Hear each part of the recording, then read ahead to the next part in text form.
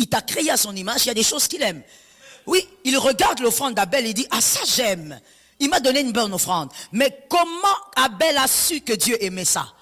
Adam et Ève n'ont pas enseigné cela à leurs enfants. Abel est toujours en connexion avec le cœur de Dieu. Les Abel dans la famille sont toujours connectés au cœur de Dieu. Ils savent ce que Dieu veut en ce moment. Pas par une prophétie forcément. Tu vas entendre Abel dire, je sens que c'est ce que je dois faire pour Dieu. Je sens que c'est ce que je dois dire à Dieu. Abel est connecté au cœur de Dieu. Ainsi je parle aux Abel, en présentiel comme en distanciel. Si tu es un Abel, ne sois pas toujours en train d'imiter la foi de quelqu'un. Fais attention. Il y a un temps où Élisée peut imiter son père Élie. Il prend le manteau, il tape dans l'eau, comme son père. Mais il y a aussi un autre moment où Élisée ne peut pas imiter son père. Il doit exercer sa propre foi pour la résurrection de l'enfant. Abel est connecté au cœur de Dieu. C'est-à-dire que les désirs de Dieu sont déposés dans le cœur d'Abel. Les libérateurs de famille, les désirs de Dieu sont déposés dans vos cœurs. Alors ne sois pas toujours là en train de dire, je ne peux pas faire cela, parce que je n'ai pas vu tel faire cela. Tu ne sais pas qui est l'autre. Peut-être qu'il est le Caïn de leur famille. Tu ne dois pas être là en train de dire, non, moi je ne peux pas aller en retraite comme ça. Souvent je vais en retraite avec le frère tel. Mais ces derniers temps, tu ne le connais pas. Peut-être que c'est lui, le Caïn de leur famille. Il ne peut pas agir selon le cœur de Dieu. Il y a des gens qui sont connectés à Dieu sans prophétie. Be blessed. Ce sont les Abel. Sans prophétie, sans rêve. Il te dira, je sens que maintenant, voici ce que je dois faire pour Dieu. Mais qui t'a dit, je le sens? Parce qu'il est connecté au cœur de Dieu. Et ce qu'il fait, Dieu est content de lui. Dieu l'agrée parce que c'est lui qui pose l'autel de Dieu dans la famille. Lorsque Dieu visite la famille, c'est parce que lui a levé les mains. Ça tombe sur un Abel. C'est normal mon frère. Hein? Ce matin je ne chercherai pas des amens parce que ce matin ici, il y a et les Caïn, et les Abel, et les Judas. Donc tout le monde ne peut pas être Abel. Ça c'est clair. Ce sont les Abel qui m'écoutent. Abel pose l'autel. Même lorsque Caïn a un cœur noir, même lorsque Caïn détruit la famille, Abel lève la main, Dieu vient. Et des fois on dit, mais comment ça se fait? Les sorciers de famille se posent des questions. Mais comment ça se fait? On avait fait les rituels. Maintenant en juillet ici, il devait perdre 2 enfants. Comment les enfants ne meurent pas? Abel est quelque part. Abel impose l'autel. Voilà pourquoi je t'avais dit la semaine. Je pense que c'était la semaine, n'est-ce pas? Les fils, vous allez me rappeler. Je pense que c'était la semaine. Je t'avais dit que ton comportement ne doit pas être défini par quelqu'un. C'était la semaine? Je t'avais dit ça. Surtout les mariés, ils aiment ça. Non, si ma femme change, moi aussi je vais changer. Si je suis comme ça, c'est parce que ma femme me pousse. Et vice versa. Si je fais ça, maman, c'est parce que mon mari me pousse. Mon frère, tu n'iras pas au ciel collé à ton mari. Hein? Tu n'iras pas au ciel collé à ta femme. Tu n'iras pas au ciel à cause de ton pasteur. Tu n'iras pas au ciel à cause de ton jumeau. À cause de ton frère. Donne-moi un amen normal. Tu iras au ciel à cause de ta propre foi. Listen to me. La foi est individuelle.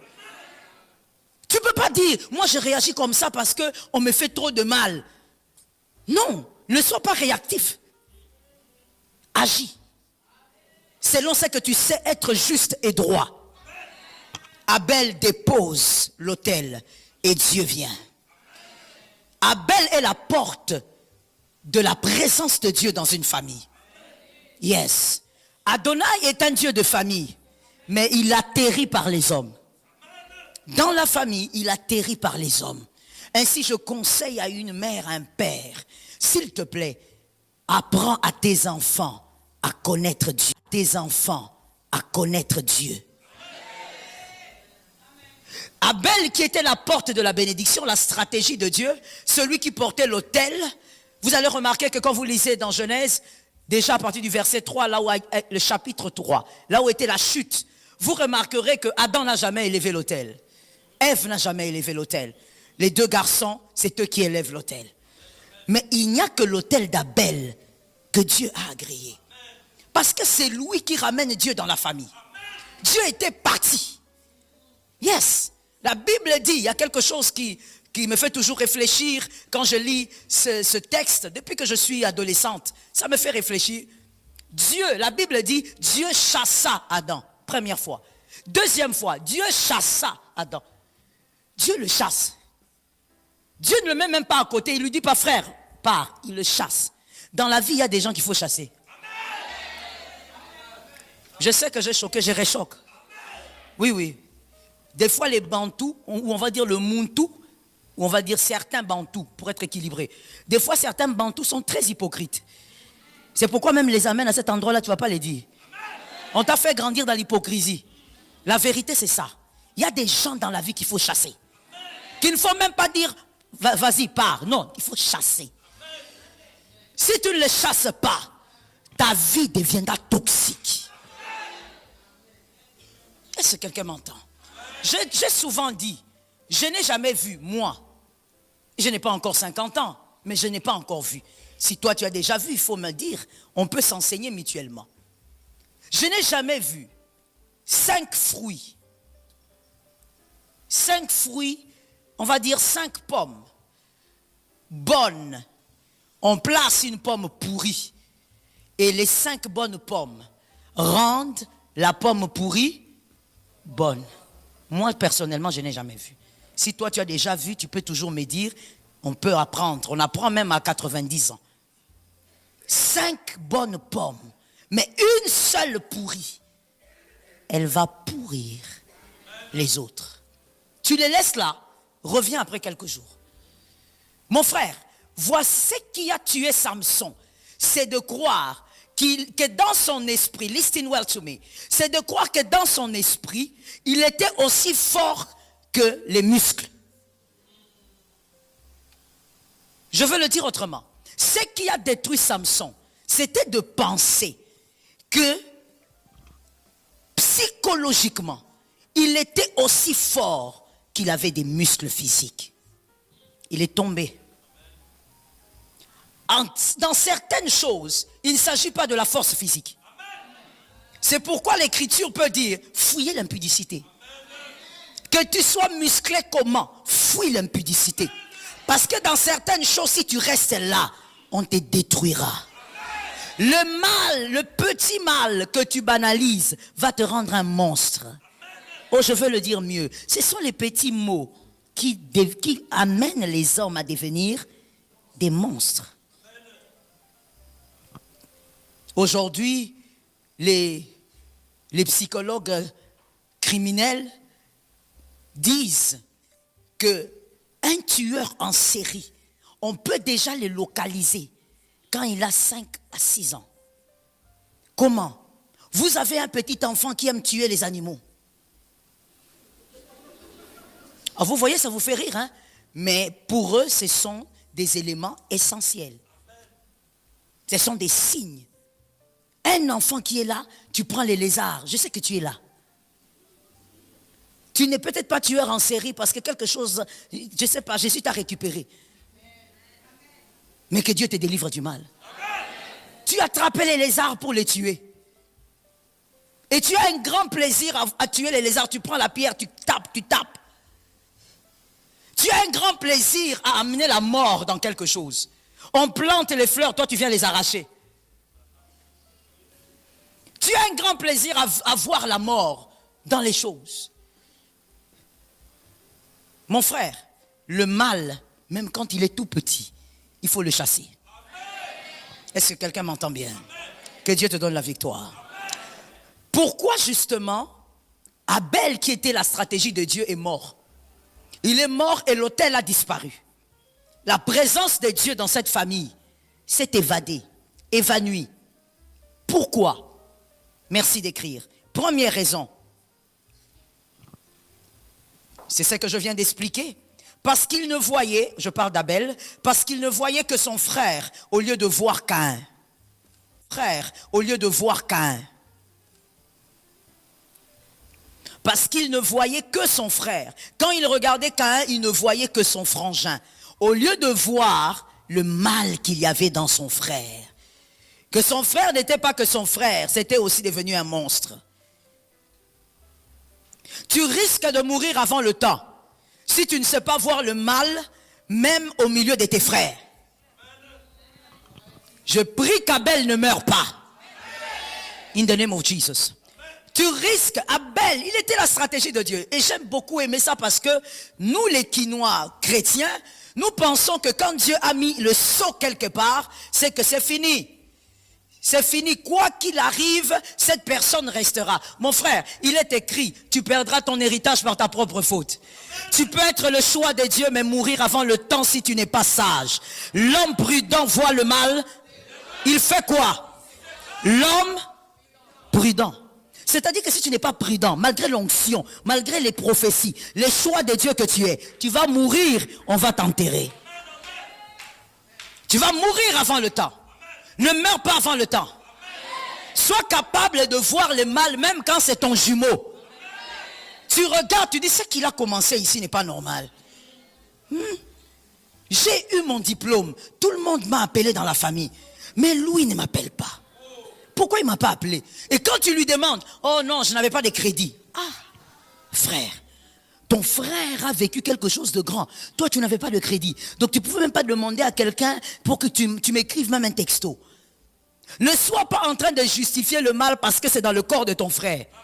Ça risque d'être le Caïn qui va te tuer. C'est là où certaines personnes ont peut-être mal compris certains enseignements. La famille n'est pas un lieu qu'on doit fuir, parce que c'est notre famille. Mais tu dois avoir les yeux ouverts. Et le mal doit être vu même quand c'est ton frère. Combien de frères ont détruit la famille de leur grand frère ou même petit frère? Le grand frère, il a des projets pour ses enfants. Il dit à son petit frère, on en a parlé un peu la semaine. Je te plains, toi qui as manqué, cette semaine ne manque pas. Il dit à son petit frère, parce que c'est comme ça qu'ils ont grandi. Il dit à son petit frère, écoute, je vais envoyer mes enfants étudier aux États-Unis. Alors, qu'est-ce que tu en penses? Non, c'est une mauvaise idée. C'est une mauvaise idée. Ne fais pas ça. Si tu envoies les enfants aux États-Unis, tu ne vois pas que tu sépares les enfants. De quoi tu parles? Et vous verrez le grand frère aussi, comme il a grandi comme ça, il se soumet à ça. Les enfants restent ici. Après quelque temps, les fameux petits frères là, sorciers, ils mangent son frère. Les enfants perdent tout. Parce que le fameux petit frère sorcier qui a mangé les grands frères, il fait comment? Il revient tout prendre.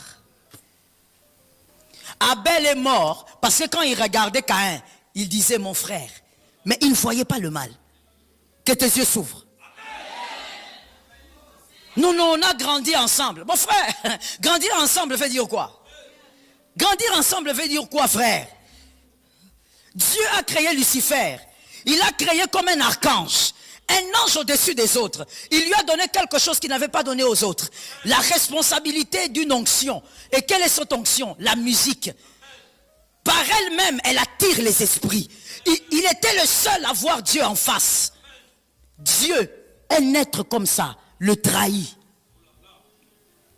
Toi, tu dis, non, c'est mon frère. On a grandi ensemble. Si le mal est dans ton frère, vois le mal. Je t'interdis de mourir avant le temps. Au nom de Jésus, le ciel est favorable. J'ordonne que tu ne meurs pas avant. Ne meurs pas avant le temps. On vient, on te donne des messages. On a vu ton frère là. On l'a vu t'empoisonner. Non, bah là t'es longué. Traduction. Non, c'est pas lui. Les sorciers ont juste pris son image. Ah bon? Ah bon? Attention. Abel, le seul qui a tiré la gloire de Dieu, est mort parce qu'il pensait que son frère n'était que son frère. Deuxième raison. Abel est mort parce qu'il pensait que le lien du sang empêche le mal. Abel pensait que le lien du sang empêche le mal. Non. On peut avoir le même sang et le mal venir de là. Plusieurs exemples bibliques, en dehors d'Abel et Caïn, nous avons l'exemple de Tamar et Amnon. Une sœur qui est violée par son frère. C'était son frère. Le même ADN. Elle a été violée, les enfants de David. Et il y a plusieurs exemples. Le mal n'est pas limité par l'ADN. Si le mal est là, le mal t'atteindra. Que l'Éternel te donne un esprit de discernement. La sagesse, un esprit de discernement. Si Dieu parle, soumets-toi à ce que Dieu a dit. Dieu aime ton frère plus que toi. Dieu aime ta famille plus que toi. Toute révélation divine, j'insiste, divine, prends ça au sérieux. Troisième raison. Avant d'aller à la troisième raison, laisse-moi te dire quelque chose pour que ça s'imprime davantage dans ton esprit. L'amour n'est pas dans l'ADN. L'amour s'apprend et ça se cultive. L'amour n'est pas dans l'ADN. Voilà pourquoi il y a une écriture qui peut dire « Il y a un ami qui soit plus qu'un frère ». Pourquoi? Parce que c'est peut-être simplement pour expliquer cette réalité. Il y a des gens qui ont eu des amis qui étaient plus proches, plus liés que leurs frères biologiques. L'écriture le dit. C'est pour dire que l'amour n'est pas dans l'ADN. Ce n'est pas observé. Et là, je pense que les mamans vont comprendre ça plus facilement. Mais s'il y a aussi des pères qui savent observer les enfants, ils vont le voir. Vous allez remarquer que quand vous faites les enfants, c'est pas parce qu'ils sont dans la même maison qu'ils vont s'aimer. C'est pas parce qu'ils ont le même ADN qu'ils vont s'aimer. C'est pourquoi vous remarquerez d'ailleurs que dans certaines familles, il y a plus d'amour que dans votre frère. Que dans certaines familles, il y a plus d'amour que dans votre famille. Alors que vous êtes frères, vous avez grandi ensemble. Et peut-être que Dieu vous a fait grâce, vous avez grandi avec les deux parents. Mais pourquoi dans l'autre famille, vous avez l'impression que les frères s'aiment un peu plus? Parce que l'amour s'apprend. Les parents doivent apprendre à leurs enfants à s'aimer. Et ce qu'on apprend, on cultive. Oui, l'amour n'est pas automatique. Et c'est comme ça que tu verras certaines femmes, et je suis contente parce qu'il y a beaucoup de femmes ici. Écoutez-moi s'il vous plaît. Certaines femmes, vous verrez dire à leurs enfants, elle parle à sa fille d'une cousine. Il dit, mais toi, pourquoi tu n'aimes pas Jacqueline, ta cousine? C'est ta cousine, c'est ta sœur. C'est pas à cet âge-là qu'il faut dire que c'est ta sœur. Et l'amour ne passe pas par cette phrase-là. C'est quand on est petit. La Bible a raison, tout commence là-bas. C'est que, listen to me, et s'il vous plaît, retenez pour la vie. Enseignez vos enfants si possible. C'est qu'une personne n'a pas apprise. Ne réclamez pas cela. C'est que une personne n'a pas apprise depuis qu'elle est petite. Ne réclamez pas ça à l'âge adulte, il n'y en aura pas. Le dépôt est vide.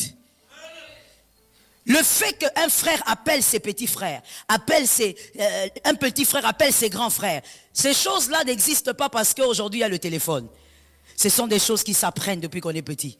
Chercher les autres, savoir comment on va, savoir si ça va bien dans la famille. C'est quand on est petit. L'amour, ce n'est pas l'ADN. Ce n'est pas parce que quelqu'un a un grand frère et qu'ils ont grandi dans la même maison que l'amour est automatique. Ainsi, je dis aux pères et aux mères, apprenez aux enfants à s'aimer. Et malheureusement, il y a plusieurs parents qui ont toujours cru que c'était automatique. Mais pourquoi tu fais ça? C'est ton frère. L'amour s'apprend. Même dans la famille, l'amour s'apprend. Tu regardes le frère, tu regardes la sœur, tu lui dis, écoute, fais ceci pour ton frère, c'est ton frère. Il apprend l'amour depuis tout petit. Que Jésus nous aide. La troisième raison pour laquelle Abel est parti. Abel ne se préoccupait que de son cœur. Abel avait un bon cœur. Et comme il avait un bon cœur, il avait tendance à penser que son frère était comme lui. Abel ne se préoccupait pas du cœur de Caïn. Retenons pour la vie, s'il vous plaît. Si vous voulez être proche de quelqu'un, vous avez l'obligation de vous préoccuper de son cœur. Si vous ne voulez pas vous préoccuper du cœur de quelqu'un, soyez loin de la personne. Si vous décidez d'être proche d'une personne, même dans une relation d'amitié, justement dans une relation d'amitié surtout, vous devez vous préoccuper de son cœur. Matthieu 16, 15. Matthieu 16, 15. Et il y a beaucoup d'Abel qui vivent comme ça. À ce niveau, beaucoup d'Abel vivent comme ça. Tu as des amis, tu as des personnes que tu considères proches, mais tu ne prends pas soin de savoir comment évolue le cœur de ces personnes. Aide-moi à dire à un voisin, quel est l'état de ton cœur? Vous écrivez là-bas? Il faut écrire. Quel est l'état de ton cœur? Voici le grand maître qui dit ceci. Et vous, leur dit-il, c'est Jésus qui dit aux disciples, qui dites-vous que je suis? Jésus veut savoir, dans les cœurs de ces gens qui sont mes disciples, il y a quoi? Si tu ne sais pas te préoccuper du cœur de quelqu'un, ne vis pas avec elle. Ne sois pas proche de lui. C'est simple, c'est la sagesse de la vie. Je ne sais pas, j'ai envie de le dire en lingala, mais je vois que les mots se dispersent. Je n'arrive pas à les assembler. Tu ne peux pas être là comme ça. Tu as des amis et toi tu aimes beaucoup les amis, c'est ton choix. Mais tu es là, tu vis un peu de manière dispersée. Tu ne sais pas qui pense quoi. Mon frère, tu vas mourir avant le temps. Je te l'ai déjà dit ici. Le poison ne vient jamais de loin. Ce n'est pas possible. Si ça dépendait que de la distance éloignée, il n'y aurait jamais de poison. Le poison est déposé dans un verre par quelqu'un qui sait ce que tu bois. Il peut y avoir 2 verres, il y a du jus, il y a de l'eau. Celui-là dira, non, mettez ça dans le jus, lui ne boit pas de l'eau à cette heure. Comment il sait que tu ne bois pas de l'eau à cette heure? C'est un proche. Toi, tu as des amis, mais tu ne te préoccupes pas. Tu n'es pas Dieu, oui, mais tu dois te préoccuper de ce qu'il y a là-dedans. Jésus a demandé, vous dites que je suis qui? Vous dites que les gens me critiquent, d'accord, mais pour vous, je suis qui? C'est pour savoir ce qu'il y a dans le cœur de chacun. Let me tell you. Quand, à cette question, la suite, elle est celle-ci. Elle est celle-ci. Pierre dit, tu es le Fils de Dieu. Tu es le Christ, le Fils de Dieu, le Dieu vivant. Et Jésus a dit, ce n'est pas la chair qui t'ont révélé ces choses. Vous remarquerez qu'après cela, il y a eu un autre moment où Jésus a dit, j'ai prié pour toi. Pourquoi? Parce que tu es celui à qui je donnerai des responsabilités. Mais pourquoi? Parce que j'ai constaté que dans ton cœur, il y a des bonnes choses. Tout est parti d'ici. Jésus a vu qu'il y avait des bonnes choses dans ce cœur-là. Il avait une onction de révélation. Et quand on rencontre quelqu'un comme ça, on ne le laisse pas partir. Quand le diable le touche, on prie au nom de Jésus. Et on ordonne au diable de lâcher sa vie. Laisse-moi te dire, si tu trouves une perle dans la vie, ne le lâche pas. Quand le serpent vient, prie. Jusqu'à ce que le serpent va lâcher. Jusqu'à ce que le serpent va lâcher. C'est pourquoi il faut vérifier de temps en temps. Qu'est-ce qu'il y a dans ces cœurs-là? Tu ne peux pas compter sur ton propre cœur seulement. Vous savez pourquoi on est prudent? Bon, il y a plusieurs raisons. Je vais expliquer ce que j'ai envie de dire. Quand vous êtes au volant, vous savez, vous devez avoir une certaine prudence quand vous conduisez. Premièrement, parce que vous n'êtes pas seul en route. Mais cette réponse veut tout dire. Puisqu'on n'est pas seul en route, je ne suis pas la seule à tenir le volant. Moi, je maîtrise mon volant. Mais le volant des 207, c'est ce qui fait que quand tu es au volant, dès que tu les vois, tu t'éloignes. Même si elle est caniveau, tu entres un peu. Pourquoi? Parce que tu te dis, ces gens-là, à gagner. Ils prennent des drogues incroyables. Tu vois quelqu'un, il te gratte, tu regardes, tu dis, monsieur, il sort sa tête, tu vois ses yeux. Tu dis non, ici, ça ne sert à rien de parler. Il n'entend plus aucune langue en ce moment-ci. Il est ivre mort. Et ça, c'est important à comprendre pour la sagesse de la vie. Tu ne maîtrises pas le volant de quelqu'un d'autre. Tu ne peux pas dire, non, non, il me voit. C'est pourquoi il y a les rétroviseurs. Goodness. Tu ne peux pas être là, tu roules comme tu veux. Tu dis, non, il ne va pas me cogner, il me voit. Il te voit, il va te cogner. C'est la même logique. Tu ne peux pas être proche de quelqu'un. Tu côtoies cette personne, mais tu t'en fous de son cœur. Laisse-moi te dire quelque chose. C'est une parenthèse, mais elle est importante. Dans ton entourage, évite autant que tu peux toutes les personnes qui viennent te rapporter des choses. Pourquoi? Parce que la personne qui vient te rapporter des choses, on t'a critiqué, on ne t'aime pas. Bon, cette personne-là, moi, ce qui m'étonne toujours avec ces gens, c'est que tu te retrouves toujours là-bas. Tu es avec moi, mais tu es aussi là-bas. Même Dieu a dit, même la Bible dit, tu ne peux pas être tiède. Hein? Dieu lui-même, mon créateur, n'aime pas ça. Toi, tu veux me dire à moi, non, il faut être tolérante. Vous savez, on est chrétien. Mon propre papa, Dieu, il n'aime pas ça. Tu es ici, tu es aussi. Qu'est-ce que tu cherches? Et la vérité avec les critiqueurs, dont le psaume parle, les moqueurs. Les moqueurs ont un profil compliqué. Les moqueurs ouvrent la bouche quand ils sont confiants. Quand ils se sentent mis en confiance. Donc, si ton rapporteur te raconte des choses, c'est parce que quand il va là-bas, il a le même langage que nous. Et c'est quelqu'un comme ça que toi tu aimes. Ils ont dit quoi? Ah bon, hein? Donc c'est vrai vraiment que Nadine ne m'aime pas. Celui qui ne t'aime pas en premier, c'est celui qui te rapporte des choses. Et je disais aux ouvriers dernièrement dans l'enseignement, quand on avait enseignement, je leur disais, le rapporteur amplifie toujours tout. Tu dois savoir, maman Lily, vous m'entendez? Vous devez savoir que quand il y a un rapporteur qui vient vous raconter des choses, sachez que à 80%, ce qu'il a dit, il l'a amplifié.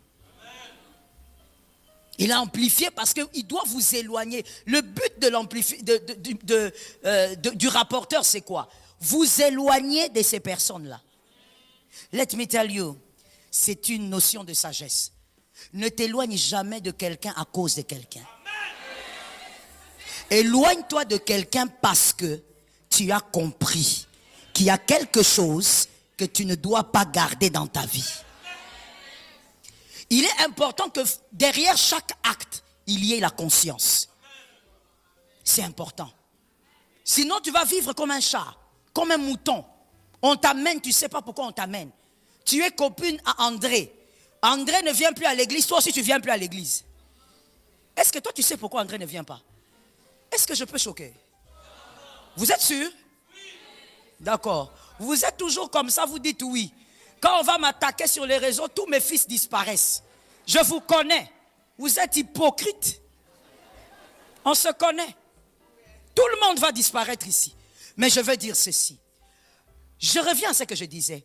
La sagesse. Éloigne-toi parce que tu as compris qu'il y a un problème.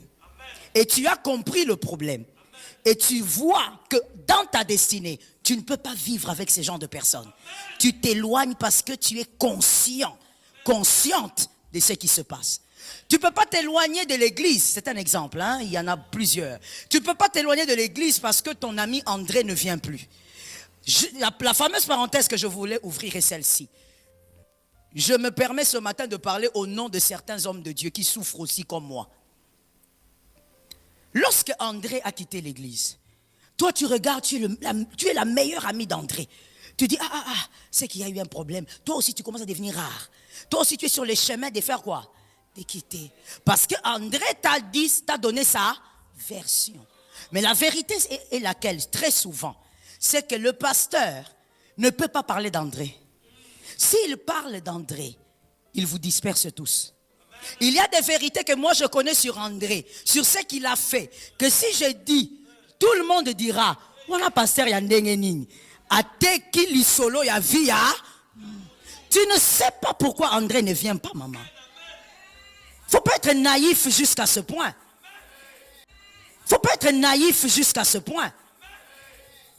Oh non, tu restes attaché seulement à la version d'André. Mais ça, c'est la version d'André. Une fois, j'ai dit à un fils, j'ai dit, à chaque fois que ce genre de choses se fait, moi, personnellement, je suis obligé de me museler. Pourquoi? Parce que si je parle, il y aura plus de 10, 15, 20, 30 qui risquent de se disperser. Tu n'as écouté que la version de celui qui est parti. Est-ce que la vraie version, si on la met ici, tu vas rester là? Est-ce que tu pourras même encore voir André en route pour lui dire bonjour? C'est ça. Des fois, nous les pasteurs, nous acceptons la saleté. La bouche fermée, on met les cadenas. Mais si on doit dire la vraie version, on doit donner la vraie version, peut-être que même toi là, son ami, tu ne vas plus l'adresser la parole. Mais parce qu'on est pasteur, qu'est-ce qu'on fait? On porte. André va là-bas dehors, il dit non, là-bas on m'a fait ceci. On avale. Pour préserver la bergerie. On s'est sali pour préserver la bergerie. Je vais vous choquer encore. J'ai connu 2 fils. J'ai connu parce qu'ils sont plus très proches. J'ai connu 2 fils. Le premier, je vais aller rapidement. Le premier, il fait des choses terribles et puis il décide de quitter l'église. Pourquoi il décide de quitter l'église? Parce que, au fait, il avait engrossé 2 sœurs. Mais aujourd'hui, je peux le dire. Hein? Il a engrossé 2 sœurs, la grande et la petite sœur. Ça arrive chez nous, à l'église, on est choqué, on est dépassé, et puis on essaye de gérer ça. On le suspend. Comme il était ouvrier, on le suspend, selon la loi. On le suspend. Et lui, là, il n'est pas content, il n'est pas d'accord. Voilà, c'est comme vous pouvez deviner, il quitte l'église. Il devient rare. Alors qu'il avait certaines responsabilités, donc tout le monde sait voir qu'il n'est plus là. Son meilleur ami qui était aussi à l'église, un fils aussi à moi. D'ailleurs, lui, le deuxième là, lui m'écrit de temps en temps. Depuis qu'il a découvert la bêtise. Le deuxième là, quand il remarque ça, il commence à poser des questions d'abord aux autres. Non mais pourquoi tel ne vient pas? Pourquoi tel ne se vient pas? Pourquoi il ne dirige plus les prières matinales? Pourquoi on ne le voit pas? Pourquoi? Comme il n'avait pas de réponse au milieu des ouvriers, et donc lui aussi décide, il s'éclipse. Et moi j'ai commencé à l'appeler. L'autre je ne l'appelais pas parce que je savais pourquoi il était parti. J'ai commencé à appeler le second. J'ai dit mais toi je ne te vois pas à l'église. Alors je lui dis c'est moi je ne vois pas à l'église, je fais semblant, mais je sais qu'il ne vient pas à cause de son ami. J'ai dit mais je ne te vois pas. Pourquoi je ne te vois pas? Il faut que je te voie à l'église. Oui maman je serai là. Il fait ça. Et à un moment donné j'ai dit oh mais c'est pas possible. Ce garçon il ne comprend pas. D'accord, on laisse. Et mon mari me dit laisse. Ne te sois pas derrière, laisse. On laisse. Après quelques mois, un jour je viens, à l'époque on était dans la petite église là-bas à la Cité Verte. Je viens, je vais entrer dans mon bureau, je passe par le bureau de mon mari, je vois le garçon là, mon mari assis au bureau et lui à genoux. Ça c'est le deuxième, hein, à genoux, comme un mouton. Alors je regarde comme ça, je ferme la porte. Quand je vais faire 2 pas comme ça, maman viens. Mon mari me rappelle, je rentre, il me dit, bon, l'enfant est là, il est venu demander pardon, c'est un enfant, je regarde le visage de l'enfant, ça c'est pas un enfant. Ancien comme ça, là, je ne sais même pas, un enfant, il y a des choses des fois que mon mari dit, c'est pas possible. Hein? Un enfant, tu vois que, oh, Kolakala. Je regarde, je me suis mise dans un coin. Alors je me suis dit, bon, il est venu demander pardon pour rentrer à l'église, c'est tout. Et mon mari qui me dit, il dit au garçon, dis à maman ce que tu m'as dit. Dis. Il se met là, il dit, maman, en tout cas j'ai vécu quelque chose de terrible. Mon ami là, le fameux là, qui avait engrossé double brassard, il a engrossé sa copine.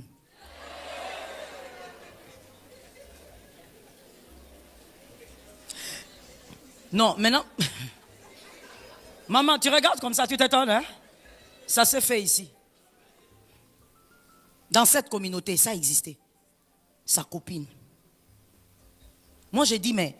Et puis moi, pour encore le troubler un peu, j'ai dit finalement, c'était ta fiancée ou ta copine?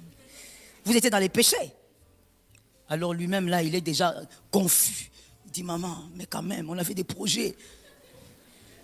J'ai dit, donc tu es revenu demander pardon parce que ton meilleur ami a fait un corner. Et je lui ai dit, j'ai demandé d'abord à mon mari, tu lui as dit pourquoi il avait quitté l'église?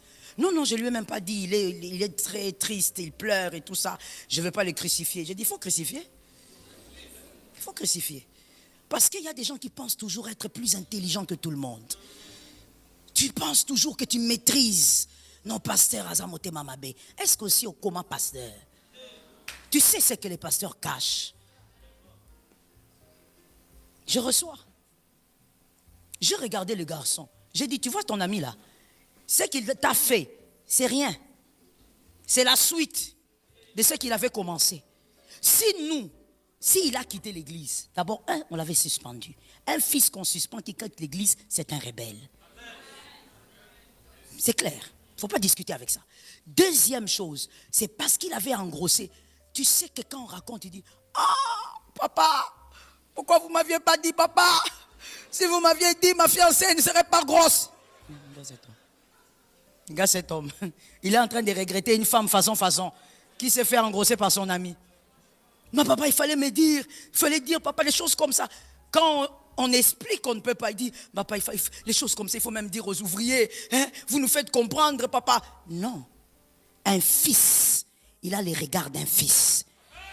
Je ne sais pas ce qui s'est passé, mais si papa n'a pas expliqué aujourd'hui, un jour, je comprendrai. Si papa n'a pas expliqué aujourd'hui, un jour, je comprendrai. Mais tu ne peux pas être là comme ça, un suiviste. Derrière chaque acte, il doit avoir une conscience. Que Jésus t'aide. Genèse 4, 25 à 26. C'est là où je vais atterrir. Genèse 4, 25 à 26. Dieu a toujours une stratégie. Dieu a toujours un joker. Dieu n'est pas limité. Quand Abel tombe à cause de la toxicité de cette famille, Dieu a prévu meilleur qu'Abel. Au nom de Jésus, je veux donc dire autre chose. Ne sois pas Abel, sois meilleur qu'Abel. Autre chose, ne sois pas Abel, sois meilleur qu'Abel. Il y a meilleur qu'Abel, que ça soit toi pour ta famille. Cette famille toxique sera visitée par la lumière. Adam connut encore sa femme. Elle enfanta un fils et l'appela du nom de Seth. Sois Seth au nom de Jésus. Car, dit-elle, Dieu m'a donné, écoute ce que la mère dit. Car, dit-elle, Dieu m'a donné un autre fils à la place d'Abel que celui-là, on ne le tue pas. Ça tombe sur une maison in the name of Jesus. Ça localise ma maison au nom de Jésus. Seth, on ne le tue pas. On joue avec Abel parce qu'on joue avec ses émotions. Mais Seth, il est meilleur qu'Abel. Pourquoi il est meilleur qu'Abel? D'abord parce que lui remplace. Tout ce qui est remplacé est meilleur. Tu sais pourquoi tu cours derrière Samsung 4, 50, 60? Tu sais pourquoi? Parce que tu sais que Samsung 50 est meilleur que Samsung. Voilà. Ça veut dire que tu es toujours en train de courir vers les nouvelles séries. Parce que tu sais que nouvelle série veut dire meilleur. Mon frère, tu es meilleur que les autres. Tu sortiras ta famille de la toxicité. J'entends l'Esprit me dire quelque chose et je veux le dire. Le Saint-Esprit me dit, Joël, dis à quelqu'un. Parce qu'il te connaît. Il me dit de te dire, arrête de dire que famille en Ouezakaboui. J'ai tout fait, mais il n'y a pas de changement. Sois comme Seth. Seth n'a pas cherché seulement le changement chez lui. Il est meilleur aussi parce qu'il a transmis à son fils le changement qui devait s'imposer. Lisons le verset qui suit. 26, s'il vous plaît. 26. Seth eut aussi un fils. Et il l'appela du nom d'Enoch. C'est alors que l'on commença à invoquer. Ça tombe sur ta maison. Ça tombe sur ta maison. Seth est meilleur parce que Seth a compris le système. Seth a dit, come on, Abel est mort et il n'y avait personne.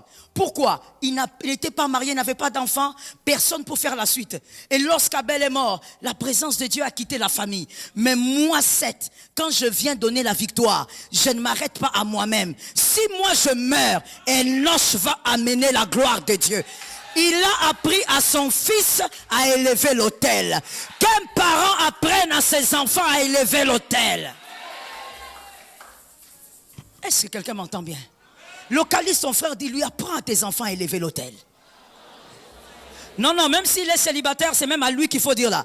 Dis-lui, apprends à tes enfants à élever l'autel.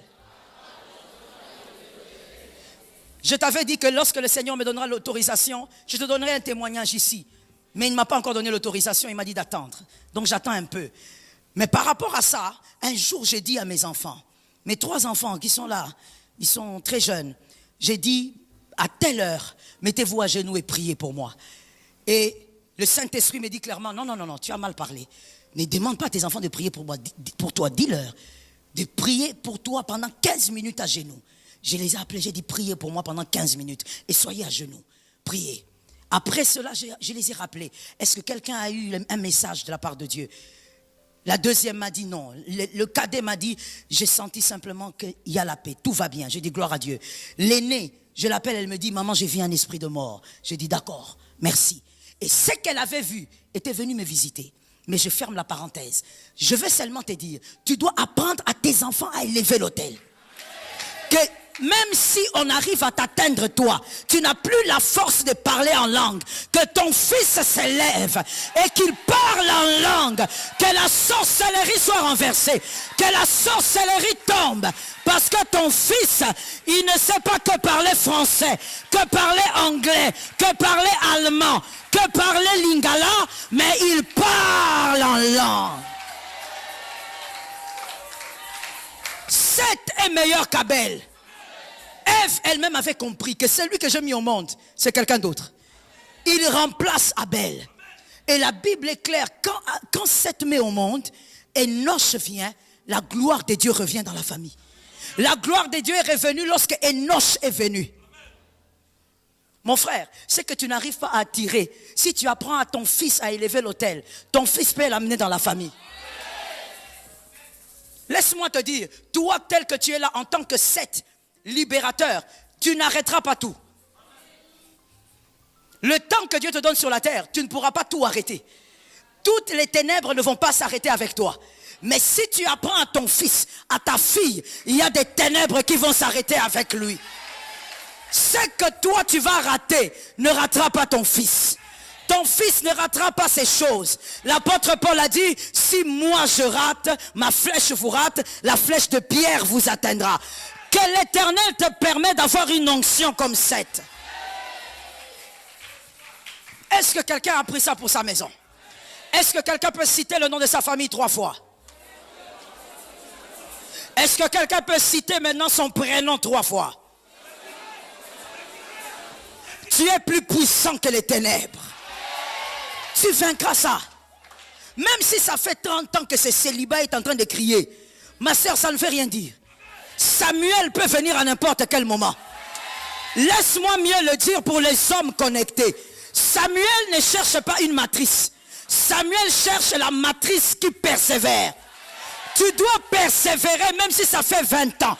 Ne me dis pas que ça fait 10 ans que vous êtes comme ça. Ce n'est pas un problème. L'Éternel peut agir lorsqu'il y a un homme persévérant. Persévère quoi qu'il arrive. Ah, j'ai envie de dire, ce blocage tombera au nom de Jésus. Ce freinage tombera au nom de Jésus. Cette limite tombera au nom de Jésus. Ça a commencé un jour, ça finira un jour. Let me talk to you. Ça a commencé avec un homme. Ça doit finir avec...